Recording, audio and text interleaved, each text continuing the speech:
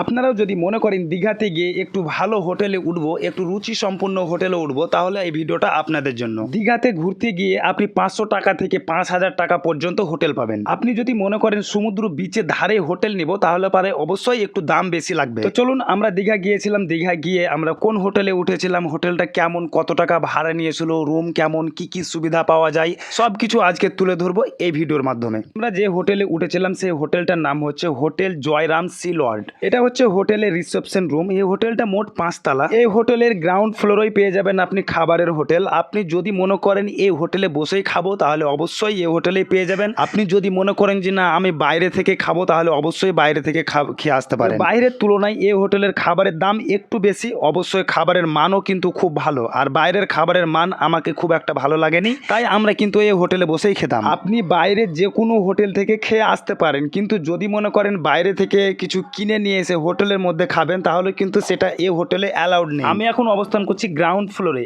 এই হোটেলে কিন্তু আপনার 5ম তলা পর্যন্ত বিল্ডিং, সেই কারণে কিন্তু লিফটেরও ব্যবস্থা আছে। আপনি লিফটের মাধ্যমে উঠতে পারেন এবং আপনি পায়ে হেঁটে উপরে উঠতে পারেন। যেহেতু আমাদের 3rd ফ্লোরে রুম আছে, তাই আমরা লিফটের অপেক্ষা না করে সোজা সিঁড়ি বেয়ে উপরে উঠতে লাগলাম। আমরা কিন্তু হাঁটতে হাঁটতে সিঁড়ি বেয়ে আমাদের 3rd ফ্লোর চলে এসেছি। আমি এখন চলে এসেছি আমার রুমের সামনে। আমাদের রুম নম্বর ছিল 201। দেখুন এই রুমটাই আমরা পেয়েছিলাম, আর আমরা যে রুমটা নিয়েছিলাম সেটাতে কিন্তু আপনার ডবল বেড ছিল। প্রথম থেকেই কিন্তু আমরা খুঁজছিলাম ডবল বেডওয়ালা রুম। এই হোটেলে আপনি সিঙ্গেল বেডের রুমও পাবেন, আপনি ডবল বেডের রুমও পাবেন। তো আমরা যেহেতু প্রথম থেকে এই রুমটাই চেয়েছিলাম, তো এই রুমটাই কিন্তু আমরা পেয়ে গেছি। সিঙ্গেল বেডের রুম যদি আপনি নিতে চান, আর যদি গ্রাউন্ড ফ্লোরে পড়ে, তাহলে আপনাকে 1800 থেকে 2000 টাকা পার নাইট লাগবে। আমাদের এই হোটেলে সিঙ্গেল বেড রুম সহ পার নাইট 2000-2500 টাকা করে নিয়েছে। আর যদি রুমের ভিতর আমাদের মতো ডবল বেড থাকে, তাহলে আপনার পার নাইট 3800 টাকা করে লাগবে। এইসব রুমের ভাড়া নির্ভর করছে আপনার ব্যালকনির ওপর। ব্যালকনি থেকে যদি সমুদ্রের বিচ দেখা যায়, তাহলে রুমের দাম বেশি। এই হোটেলের রুম দেখে আপনারা কারো অপছন্দ হবে না, কেননা খুবই রুচি সম্পূর্ণ একটা। চলুন, আমাদের দৈনন্দিন জীবনে সবচাইতে যেটি বেশি প্রয়োজন, টয়লেট। এই প্রত্যেকটা রুম বাই রুম একটা করে টয়লেট থাকবে, আর টয়লেটগুলো খুব পরিষ্কার পরিচ্ছন্ন। একটা টয়লেটের ভিতরে যেগুলো প্রয়োজন সবগুলোই কিন্তু পেয়ে যাবেন।